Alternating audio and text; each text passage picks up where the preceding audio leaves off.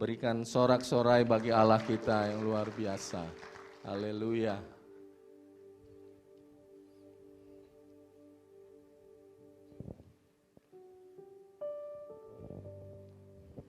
Bapak Ibu Saudara, bagaimana kabarnya hari ini? Luar biasa ya, sungguh kita harus percaya bahwa dimanapun kita berada, Tuhan senantiasa menyertai kita. Dan saat kita ada bersama-sama di dalam Tuhan, kita percaya bahwa kuasa-Nya juga bekerja di dalam kita untuk mendatangkan kebaikan bagi setiap kita. Bapak Ibu, di bulan November ini sama seperti tadi sudah disampaikan ya oleh Pak Mahayoni, ada satu kata, ada satu kalimat yang penting. Ya, if you want to go fast, you go alone. But if you want to go far, you have to go together. Nggak ada cara lain. Kalau kita mau bergerak, berjalan cepat, ya berjalanlah sendiri. Tapi kalau kita mau berjalan jauh, maka kita harus berjalan bersama-sama. Ada amin Bapak Ibu? Dan bulan ini tema kita adalah bertumbuh secara korporat. Mari ya para pemimpin mengajak untuk setiap kita, mari kita bertumbuh bersama-sama. Ya, korporat atau korporasi itu adalah dalam bahasa Indonesia sebuah organisasi atau badan usaha yang berbadan hukum dan dikerjakan bersama-sama oleh orang-orang yang ada di dalamnya. Dan kalau kita mau bertumbuh di dalam pengertian kekristenan, bertumbuh secara korporat, itu artinya jangan bertumbuh sendiri-sendiri, ya. Nggak peduli sama saudara-saudara kita yang lain, yang penting saya bertumbuh. Yang lain mungkin keadaannya sudah kering, sudah mulai layu, nggak segar lagi, udah nggak bersemangat lagi, udah nggak menyala-nyala lagi, tapi kita diam saja. Kita nggak mengajak mereka kembali, kita nggak menguatkan mereka kembali. Tapi marilah kita, ya bulan ini khusus, mari kita memperhatikan, saling memperhatikan, dan saling membangun di dalam kasih. Karena itulah yang Tuhan mau. Tuhan mau kita bertumbuh, bukan hanya bertumbuh secara pribadi, tetapi kita mau bertumbuh bersama-sama, bertumbuh secara korporat. Biarlah nama Tuhan dimuliakan di dalam kehidupan kita. Ya, kami para pemimpin, para leaders yang lain juga berdoa supaya setiap kita itu dapat mengambil bagian di dalam kegerakannya Tuhan di dalam jemaat kita. Jadi Bapak Ibu jangan punya pengertian, jangan punya pemikiran bahwa oh memang saya hari Minggu harus datang, saya harus beribadah. Tetapi ada maksud dan tujuan Tuhan yang lebih mulia bagi setiap kita. Bukan hanya sekedar datang, bukan hanya sekedar duduk saja, tetapi kita mau bersama-sama mengerjakan maksud dan rencananya Tuhan di dalam kehidupan kita. Amin. Bapak Ibu mungkin pernah dengar ya berita gitu ya. Negara kita membangun sebuah jembatan ya, menyeberangi selat. Jembatannya panjang sekali. Ya. Tetapi ada sebuah kehebohan. Kenapa? Karena baut-bautnya itu dicuri. Ya. Bukan baut-baut yang besar, tapi baut-baut yang kecil. Bapak Ibu, jembatan yang besar itu terdiri dari banyak komponennya. Ada palangnya, ada besinya yang besar, ada kawatnya gitu ya. Menopang semua. Mungkin banyak orang mengira nggak apa-apa kalau bautnya yang kecil itu hilang beberapa nggak masalah. Tapi pemerintah kita langsung bertindak, langsung dijaga, nggak boleh. Kenapa? Karena kalau baut yang kecil ini hilang, yang lain nggak berarti. Maka jembatan itu akan runtuh, Bapak Ibu Saudara. Nah, demikianlah kita di dalam Tuhan. Ya, Pak Yoni sudah sampaikan, Yesuslah sang kepala kita. Kita ada sebagai anggota-anggota di dalamnya. Mulai berpikir, mulai mencari apakah fungsi saya secara korporat, apakah fungsi saya di dalam jemaat bersama-sama. Bapak Ibu, Tuhan gak pernah lihat apakah engkau besar, apakah engkau kecil. Semuanya saling menopang. Semuanya saling menguatkan. Entah itu para pemimpin, para pijar, entah itu para leaders, koordinator pelayanan, para PA pengawas area, pemimpin komsel, ataupun jemaat biasa. Semuanya Bapak Ibu, kita ada karena kita ada di dalam Tuhan kita Yesus Kristus. Berfungsi karena dialah sang kepala. Hari ini ayo gitu ya. Mari kita bersama-sama bertumbuh. Karena kita mau apa yang kita kerjakan hari ini itu adalah benih yang kita tabur. Untuk siapa? Untuk generasi kita yang akan datang. Untuk anak-anak kita, untuk cucu-cucu kita. Jadikan diri kita orang yang kuat-kuat di dalam Tuhan. Membangun, mulai merintis, mengajak supaya generasi yang ada di bawah kita itu juga dapat mencintai Tuhan sama seperti kita mencintai Tuhan. Bersama-sama bergerak. Karena itulah yang Tuhan mau di dalam kehidupan kita. Bapak Ibu, ada 3 tahap pertumbuhan Kristen. Ya, kalau kita mengikuti ya doa pagi, sharing Kak Edi. Ada Kristen kanak-kanak, ada Kristen orang muda, ada Kristen dewasa.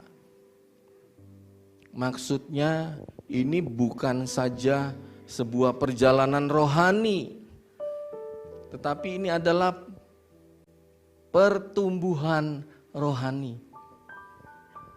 Bukan hanya sekedar spiritual journey, tapi ini spiritual growth. Ada pertumbuhan mengikut Tuhan. Bukan hanya sekedar berjalan, bukan hanya sekedar jadi pengikut Kristus, melayani, memberikan persembahan, perpuluhan setelah itu selesai. Bukan, Bapak Ibu. Setiap kita harus bertumbuh di dalam Tuhan. Enggak cukup hanya jadi kanak-kanak, enggak cukup hanya jadi anak. Kita harus bertumbuh. Dari anak, dari kanak-kanak jadi orang muda. Dari orang muda kita mencapai kedewasaan di dalam kerohanian kita. Di dalam keselamatan kita juga ada 3 tahap. Kita dibenarkan karena kita mengenal dan percaya kepada Tuhan kita. Yang kedua, kita dikuduskan. sanctification. Itu menjadi serupa dengan Kristus. Ada bagian-bagian yang harus kita kerjakan. Enggak hanya cukup percaya, habis gitu semuanya berjalan dengan lancar. Karena tiba waktunya, kita akan menerima kemuliaan yang Tuhan sudah siapkan bagi kita di dalam kekekalan. Ada amin? Amin? Percaya?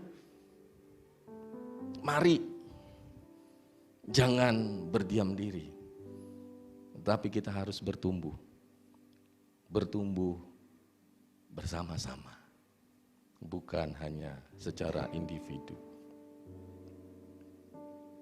Bapak Ibu, di dalam Kisah Para Rasul 2 ayat 42, ini adalah gaya hidup jemaat mula-mula. Orang-orang yang mengenal Kristus begitu rupa. Apa yang mereka kerjakan? Ya, kalau kita baca ayat itu, Kisah Para Rasul 2 ayat 42, dikatakan mereka apa?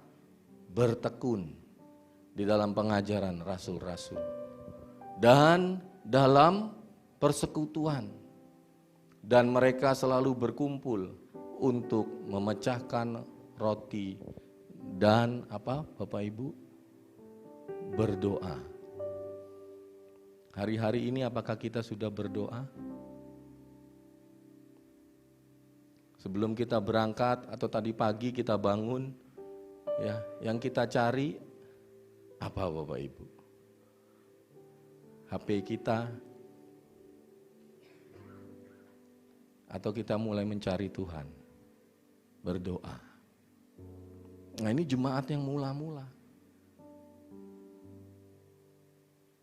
Mereka mengenal Kristus, mereka mengalami, tetapi mereka dikatakan mereka selalu berkumpul untuk memecahkan roti dan berdoa. Bertekun di dalam pengajaran rasul-rasul. Hari-hari ini kita bertekun kapan? Wah, hari Minggu atau pada saat komsel. Apakah kita sudah melakukannya di dalam mencari Tuhan di dalam kehidupan kita? Apa yang Ia mau dalamnya, apa yang Ia kehendaki dalam kehidupan kita? Apakah kita sudah melakukannya setiap hari?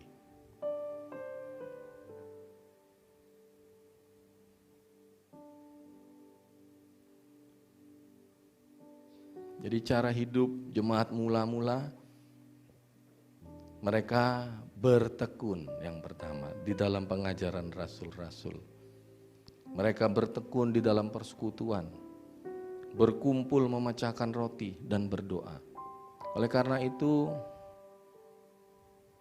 penulis kitab Ibrani mengatakan, janganlah engkau meninggalkan pertemuan-pertemuan ibadahmu seperti yang dilakukan atau dikerjakan oleh banyak orang. Tetapi semakin sungguh-sungguh, semakin tekun, semakin setia melakukannya. Karena apa? Karena hari Tuhan sudah semakin dekat.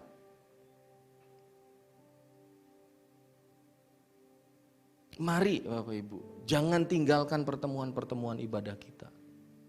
Karena disitulah kita mendapatkan kekuatan, sukacita, dan damai sejahtera. Hari-hari ini banyak orang gagal di dalam kehidupannya karena mereka berdiri sendiri, individu. Kalau ada masalah mereka mencari sesuai dengan pemikirannya sendiri. Apa yang menurut mereka benar, apa yang menurut mereka betul, mereka mencari sendiri.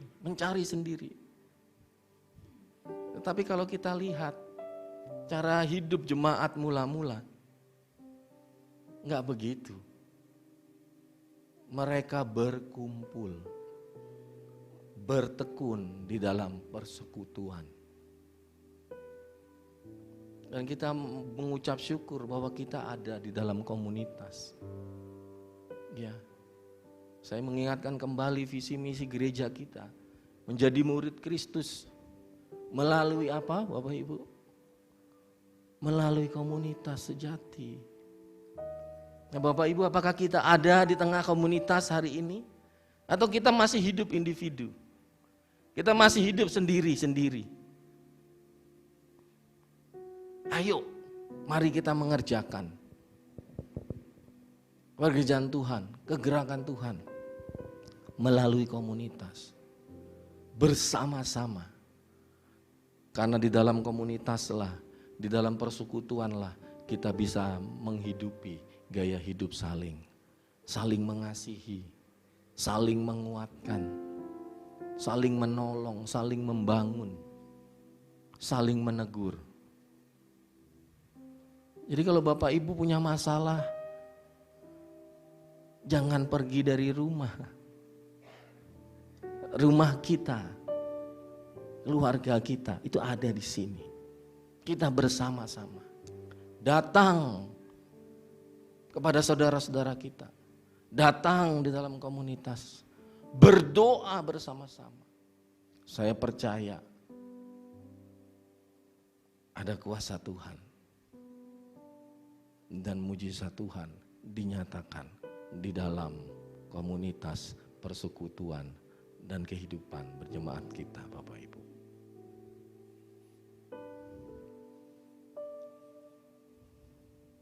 Sebuah contoh, Kisah Para Rasul 4 ayat 29 dan ayat yang sampai ke 31. Tapi saya mau baca mulai dari ayat yang ke-23. Bentar, Bapak Ibu.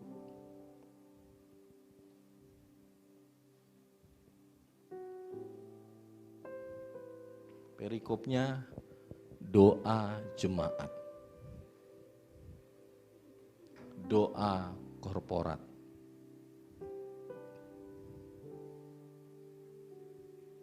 Dikatakan sesudah dilepaskan, pergilah Petrus dan Yohanes kepada teman-teman mereka.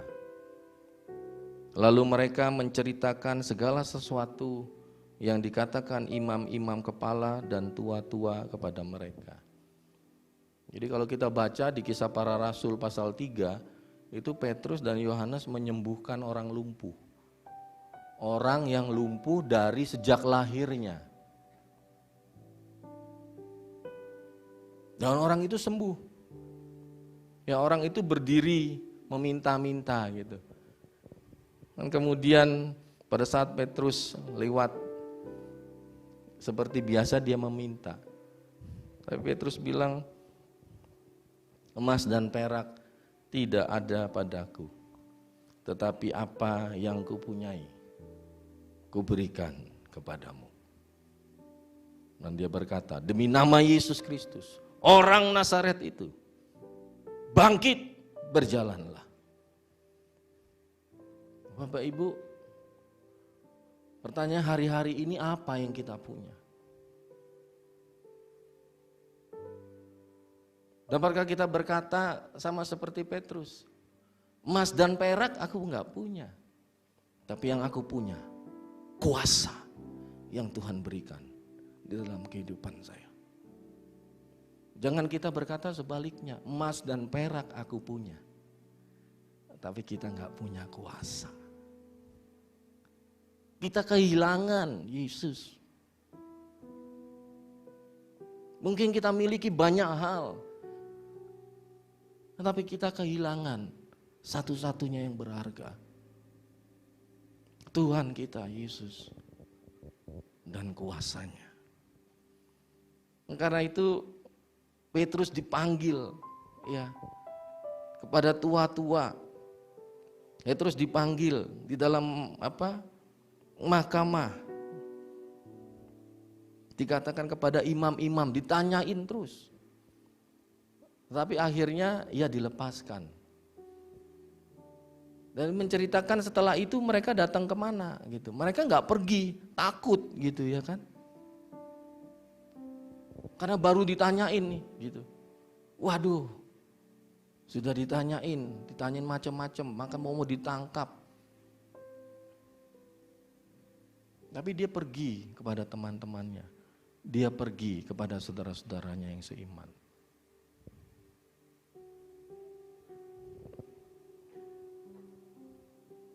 Ketika teman-teman mereka mendengar hal itu, berserulah mereka bersama-sama kepada Tuhan. Bukan hanya Petrus, Yohanes yang berdoa. Mereka bersama-sama berdoa. Dan apa yang mereka minta? Ayat 29 sampai 31. Yang mereka minta bukan supaya semua hal-hal yang jelek itu berlalu dan hilangkan. Enggak. Mereka enggak minta itu, Bapak Ibu. Apa yang mereka minta? Dikatakan, dan sekarang ya Tuhan, lihatlah bagaimana mereka mengancam kami. Tetapi apa yang mereka minta? Berikanlah kepada hamba-hambamu ini keberanian untuk tetap memberitakan firman. Luar biasa, Bapak Ibu. Kita kalau kita mengalami masalah, ya mengalami tekanan, apakah kita berani untuk kita tetap berkata, Tuhan berikan kepada kami hamba-hambamu tetap keberanian untuk memberitakan firman.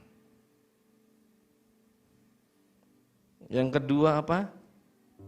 Ulurkan tanganmu untuk menyembuhkan orang. Dan adakanlah tanda-tanda dan mujizat-mujizat oleh nama Yesus, hamba-Mu yang kudus. Dan ketika mereka sedang Bapak Ibu berdoa, katakan oleh firman Tuhan, goyanglah tempat mereka berkumpul itu. Dan mereka semua penuh dengan Roh Kudus. Lalu mereka memberitakan firman Allah dengan berani. Hari-hari ini Bapak Ibu, dunia sedang mengalami ketidakpastian. Banyak orang kehilangan pegangan. Banyak orang, bukan hanya banyak orang, banyak negara, banyak pemerintahan akan mengalami goncangan. Mereka gak punya pegangan. Tetapi kita sebagai orang-orang percaya, kita tahu kita ada dan tinggal di dalam kerajaan yang tidak tergoncangkan. Marilah kita tetap memberitakan firman Tuhan dengan penuh keberanian. Karena apa? Karena banyak orang-orang yang di luar sana belum mengenal dan belum hidup sebagai warga negara kerajaan sorga. Nah itulah tugas kita Bapak Ibu. Dan saat kita berdoa, apa yang kita minta dari Tuhan? Enggak salah kalau kita minta berkat. Enggak salah supaya Tuhan menyertai dan memberkati kita. Tetapi apakah kita pernah berdoa dan kita berkata bersama-sama secara korporat, Tuhan berikan kami keberanian untuk tetap memberitakan firman. Ulurkan tanganmu supaya lewat kuasamu kesembuhan boleh terjadi. Dan adakanlah tanda-tanda dan mujizat di dalam namamu. Maukah kita meminta hal itu kepada gereja kita, kepada komunitas kita? Tuhan berikan keberanian untuk kami tetap memberitakan firman. Tuhan ulurkan tanganmu, sehingga setiap orang yang sakit akan mengalami kesembuhan. Tuhan buat tanda-tanda, Tuhan buat mujizat terjadi. Bukan hanya sekedar kami datang ke gereja, tetapi kami mengalami mujizat Tuhan dari hari ke hari, minggu ke minggu, bulan ke bulan, dan tahun ke tahun. Mujizat Tuhan kita akan alami di dalam kehidupan kita. Mari Salah satu disiplin ya yang diingatkan oleh Kak Edi adalah disiplin dalam hal berdoa. Mari kita berdoa. Berdoa bersama-sama. Kalau saya boleh menyaksikan ya sejak gereja kita itu mengadakan doa pagi bersama-sama. Wah, luar biasa tuntunan Tuhan. Luar biasa. Sepertinya Tuhan tuntun tuh, apa yang mau kita kerjakan untuk tahun-tahun depan. Tuhan siapkan, Tuhan sediakan apa yang gereja kita perlukan. Pelayanan misi, ya, peremajaan, alat musik, peremajaan, apapun yang nanti akan kita remajakan. Saya percaya Tuhan sediakan Bapak Ibu. Fokus kita tahun depan, ya, semuanya bisa beririsan. Kemarin kami mengundang para pemimpin Light, para pemimpin Youth Pro, sama. Karena kita baru bertemu saat itu. Fokus kita loh Tuhan tetapkan sama persis. Saya berkata sama Tuhan, Tuhan luar biasa. Maka itu Bapak Ibu percaya Tuhan ada di tengah-tengah kita. Saat kita berkumpul bersama, saat kita bersekutu bersama-sama, saat kita melakukan kegerakan bersama-sama, Tuhan pasti mengadakan banyak mujizat dan tanda-tanda di dalam gereja kita. Amin. Kehidupan kita tidak ada seorang pun yang tertinggal. Kita bertumbuh bersama-sama. Kita mengalami berkat Tuhan bersama-sama. Karena kita percaya saat kita berkumpul bersama-sama, Dia juga yang akan bekerja di tengah-tengah kita. Jadi apa yang kita belajar Bapak Ibu dan saudara-saudara sekalian? Petrus dan Yohanes pergi kepada jemaat untuk berdoa bersama. Yang kedua ada doa sepakat yang dipanjatkan oleh jemaat bersama-sama juga. Dan yang ketiga Allah hadir menyatakan kuasanya di tengah-tengah jemaat. Goyanglah tempat di mana mereka berkumpul.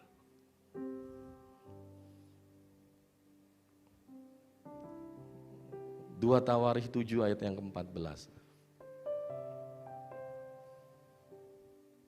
Dikatakan, dan umatku yang atasnya namaku disebut, merendahkan diri, berdoa dan mencari wajahku, lalu berbalik dari jalan-jalannya yang jahat, maka aku akan mendengar dari sorga dan mengampuni dosa mereka, serta memulihkan negeri mereka. Ini bukan hanya bicara soal negeri kita, negara kita, tapi pemulihan boleh terjadi di dalam keluarga kita,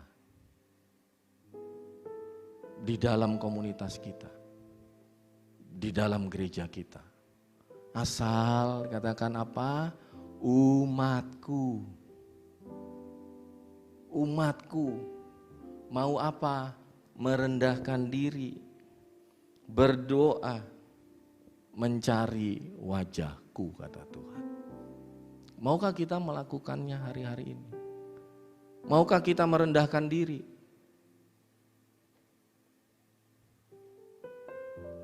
Maukah kita mencari wajah Tuhan selalu? Saya percaya pada saat kita mencari wajah Tuhan, kita akan mengalami perjumpaan dengan Tuhan.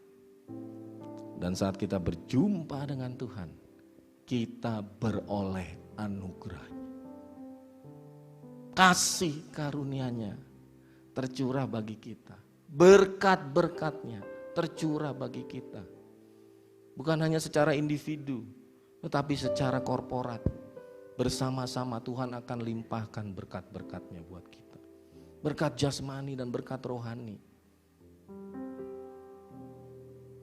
Umatku bicara soal kita bersama-sama. Bapak Ibu, kalau kita ada, mungkin kita sebagai seorang pekerja, kita pengusaha, atau sekarang kita punya kedudukan di dalam perusahaan di mana kita bekerja atau perusahaan yang kita miliki, gitu. Selalu ada batasan, selalu ada ruang-ruang. Ya, karena apa? Kalau kita berkumpul, meeting, oh ya pasti tahu, oh ada bos, ada atasan, ya kan? Terus kita juga bisa lihat, mana nih ya anak-anak buah nih belum pada datang, ya kan? Ada atasan, ada bawahan, ada kita. Tapi dikatakan di firman Tuhan, kalau engkau mau berkumpul, hilangkan semua itu. Kalau engkau mau kita mengalami pemulihan dari Tuhan, hilangkan sekat-sekat itu. Berkumpul, merendahkan diri, merendahkan hati. Jangan bawa kedudukanmu, jangan bawa jabatanmu di hadapan Tuhan. Tuhan gak perlu itu. Jangan merasa minder juga, karena engkau bukan apa-apa. Tapi mari kita bersama-sama. Umat Tuhan dikatakan yang atas namanya aku sebut. Kalau engkau merendahkan diri, kalau kita merendahkan diri, berdoa, cari wajah Tuhan, terus kita berbalik dari jalan-jalan kita yang jahat. Dengar janji Tuhan, aku akan mendengar dari sorga, mengampuni dosa mereka, dan aku akan memulihkan mereka. Bapak Ibu, apakah kita rindu Tuhan memulihkan kita? Rindu? Siapa yang rindu Tuhan memulihkan setiap kita? Keluarga kita, komunitas kita, apa yang kita kerjakan, kota kita, bahkan bangsa kita. Kalau kita rindu, slide terakhir, maukah kita bersatu bersama-sama? Bersatu bersama-sama. Maukah kita membangun kesatuan hati? Maukah kita menjadi rendah hati? Ayo Bapak Ibu teman-teman. Saya percaya bahwa setiap kita rindu untuk Tuhan memulihkan. Tahun depan banyak orang berkata gelap, gelap, gelap. Saya mengartikannya tidak ada kepastian untuk tahun depan. Tapi saya percaya sesuai dengan firman Tuhan, saat kita berkumpul, saat kita berdoa, merendahkan diri secara korporat bersama-sama, minta kepada Tuhan, maka Tuhan bilang Ia akan mendengar dari sorga. Aku akan mengampuni mereka dan akan memulihkan negeri mereka. Bapak Ibu mau mengalami? Amin. Mari kita nyanyikan sebuah lagu. Saya minta para worship leader dan singer maju ke depan. Jadikan kami sehati sepikir